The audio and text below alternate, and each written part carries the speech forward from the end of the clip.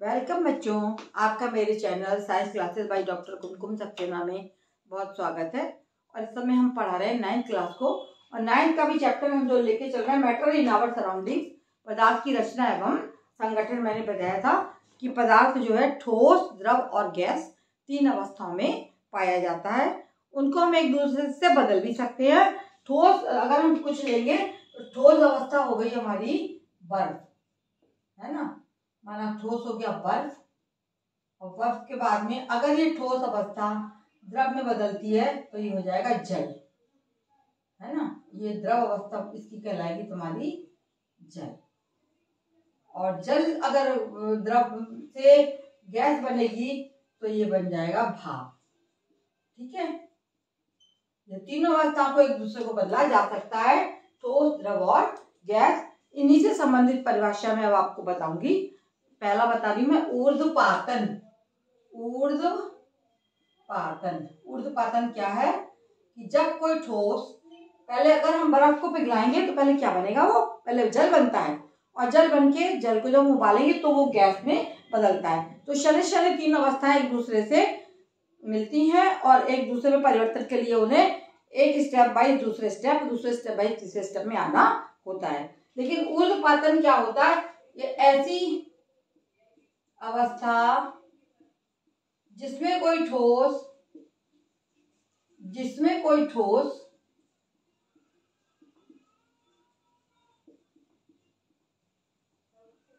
बिना द्रव बने, है ना, बिना द्रव बने। जैसे कोई भी ठोस होगा तो पहले द्रव बनेगा तब वो गैस में बदलेगा। लेकिन ऊर्ध्वपातन भी ऐसा एक विधि है जिसमें कोई ठोस, ऐसी अवस्था जिसमें कोई ठोस बिना द्रव में बदले,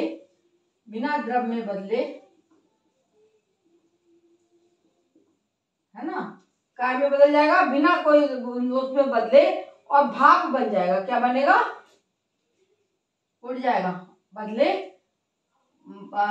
भाप बनकर उड़ जाएगा।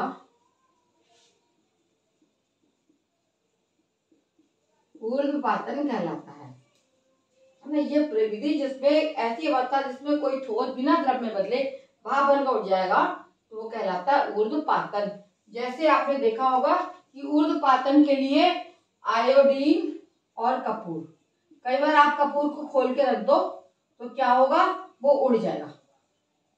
ये 2 पदार्थ ऐसे हैं जो अगर इनका ठोस हिस्सा रखा है, ठोस पीस रखा है, तो वो द्रव में नहीं बदलेगा, वो सीधा भाप बनकर वायुमंडल में चला जाएगा। तो इस विधि को या इस अवस्था को हम क्या कहते हैं, इस क्रिया को हम ऊर्ध्वपातन कहते हैं। ऐसी क्रिया, ऐसी अवस्था जिसमें कोई ठोस बिना द्रव में बदले भाप बनकर उड़ जाएगा, आयोडीन और कपूर, ऊर्ध्वपातन कहलाता है। ठीक है, अब आते हैं हम विसरण पर। विसरण क्या होता है, विसरण जो है एक द्रव का, 2 द्रव है माना, है ना, और वो उनको मिला के रख दो तो एक द्रव इधर को चला जाए, दूसरा द्रव इधर को चला जाए। 2 पॉट हैं, है ना, और दोनों आपस में मिल जाए, एक द्रव दूसरे में चला जाए। सपोज करिए विसरण क्या है कि पानी में हमने उसको डाल दिया, तुम्हारा वो जो मेवा, ड्राई फ्रूट्स होते हैं ना, और ड्राई फ्रूट्स में अंगूर हो गया या आपका कोई और चीज हो गई, अगर हम उसको किशमिश है, किशमिश को हम पानी में डाल देंगे तो धीरे धीरे वो फूल जाएगी। क्या होगा कि उसका अंदर का द्रव जो है वो बाहर का द्रव उसके अंदर प्रवेश कर जाएगा। ऐसी विधि जिसमें 2 द्रव मिल जाते हैं, ऐसी विधि जिसमें 2 द्रव मिल जाते हैं, द्रव मिलते हैं, विसरण कहलाती है। एक द्रव दूसरे द्रव में पहुंच जाता है, विसरण कहलाता है।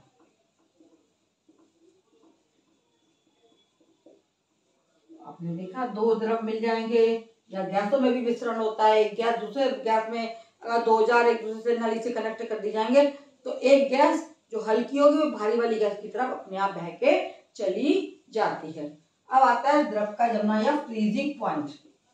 फ्रीजिंग पॉइंट, द्रव का जमना, है ना, जिस उस पर ताप पर कोई द्रव जो है वो ठोस में जमने लगता है, ठोस में बदल जाएगा, उसको हम उसका फ्रीजिंग पॉइंट कहते हैं। जैसे पानी जो है, बर्फ बनता है किस डिग्री पर बनता है? 0 से जरा भी नीचे होगा तो वो बर्फ बन जाता है। तो फ्रीजिंग पॉइंट क्या है? किसी द्रव का जमना, जिस ताप पर कोई द्रव जम जाता है वो उसका फ्रीजिंग पॉइंट कहलाता है। जिस ताप पर कोई द्रव ठोस में बदल जाता है,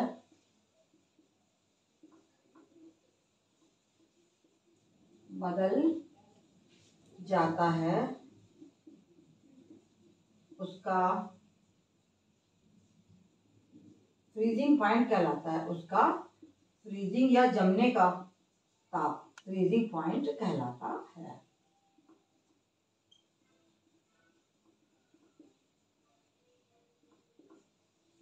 इस तरीके की कई परिभाषा हैं जो ठोस, द्रव और गैस से संबंधित हैं, है ना। अब आता है संघनन। संघनन क्या है? संघनन जैसा आपको नाम से लग रहा है कि संघनन क्या होगा कि जब गैसीय अवस्था का द्रव में बदलना, है ना। संघनन गैसीय अवस्था का द्रव में बदलना।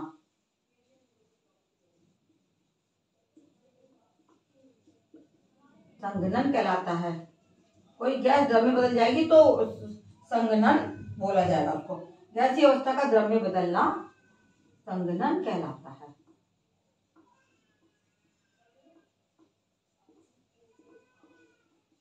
तीनों अवस्थाएं आपको मैंने बर्फ का उदाहरण देके समझाया कि पानी द्रव है, ठोस बर्फ है और गैस जो है भाप है। तो गैस की कोई भी गैस है, अगर वो द्रव में बदलती है तो वो उसका संघनन कहलाता है। जिस निश्चित ताप से अधिक ताप पर गैस संघनित नहीं हो सकती, जिस निश्चित, इसका परिभाषा है इसकी क्रांतिक ताप। इसको क्या बोलेंगे हम? क्रांतिक ताप। क्रांतिक ताप किसे कहेंगे? जिस निश्चित ताप से अधिक ताप पर, जिस निश्चित ताप से अधिक ताप पर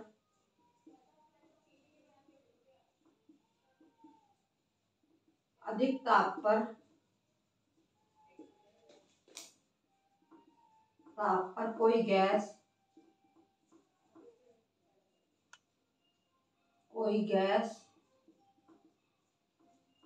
संघनित नहीं हो सकती, संघनित द्रव में नहीं बदल सकती, संघनित नहीं हो सकती है, वो एक ऐसा टेम्परेचर आएगा कि उससे अधिक ताप पर वो गैस संघनित होना बंद कर देगी। तो उस ताप को हम कहते हैं, उस ताप को क्रांतिक ताप कहा जाता है। क्रांतिक ताप कहते हैं।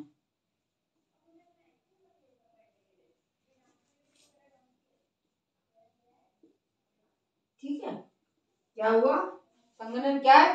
गैस जब द्रव में बदलती है तो वो संघनन कहलाता है। और द्रव में बदलने के लिए कोई टेम्परेचर होगा उसका, जिस पर वो द्रव में बदलेगी। तो जिस निश्चित ताप से अधिक ताप पर कोई गैस संघनित नहीं हो सकती है, उस ताप को हम क्या बोलेंगे? क्रांतिक ताप। ठीक है। अब आता है गैस का दाब। गैस का दाब।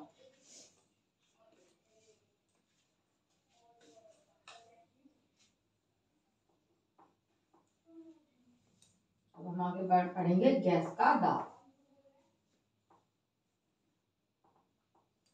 गैस का दाब किस पे पड़ता है? बर्तन पे पड़ता है।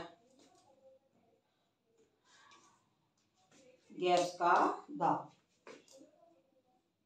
गैस कहाँ में बंद होती है? किसी गैस जार में या किसी बर्तन में। गैस का दाब। और तो वो जो दीवारों में प्रेशर डालेगी वो कहलाता है गैस का दाब। तो बर्तन की दीवारों पर जो दीवारों पर दाब मारेगी, पर बर्तन की जो जिस बर्तन में भरी जाएगी उसकी दीवार पर गैस जो है एक प्रेशर बनाती है, दाब बनाती है। तो बर्तन की दीवारों पर प्रति इकाई क्षेत्रफल पर प्रति इकाई क्षेत्रफल जो जितना भी होगा उसका प्रति इकाई क्षेत्रफल पर गैस के कणों द्वारा डाला गया दाब,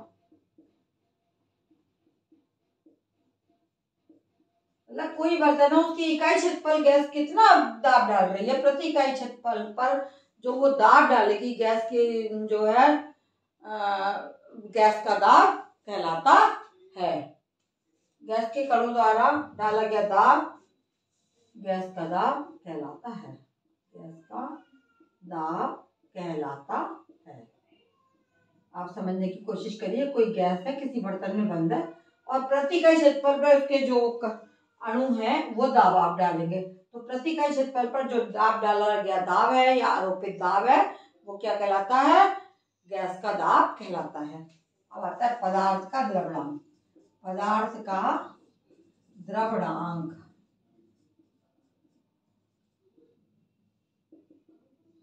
द्रवणांक से आप समझ रहे हैं कि द्रव में बदलना है ना। वायुमंडलीय दाब पर वो ताप, वायुमंडलीय दाब पर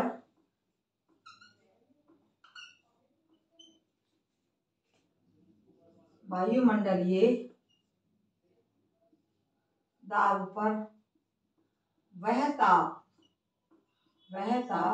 माने टेम्परेचर, वायुमंडल का जो दाब है उस पर वह ताप जिस पर कोई ठोस पदार्थ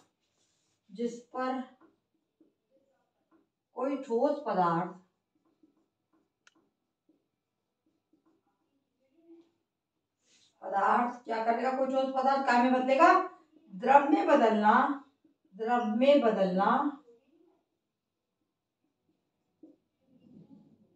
कोई वायुमंडलीय दाब है ना, वायुमंडलीय दाब होता है, तो वायुमंडलीय किसी निश्चित वायुमंडलीय दाब पर वह ताप जिस पर कोई ठोस पदार्थ द्रव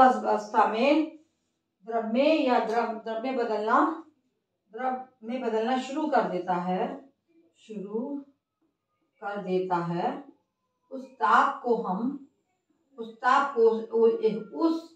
उस ताप को अमुक पदार्थ का उस पदार्थ का द्रवणांक, द्रव में बदलना। कोई ठोस निश्चित वायुमंडलीय दाब पर जिस ताप पर कोई ठोस पदार्थ द्रव अवस्था में बदलना शुरू कर देता उसे उस ताप को ठोस का द्रवणांक कहा जाता है।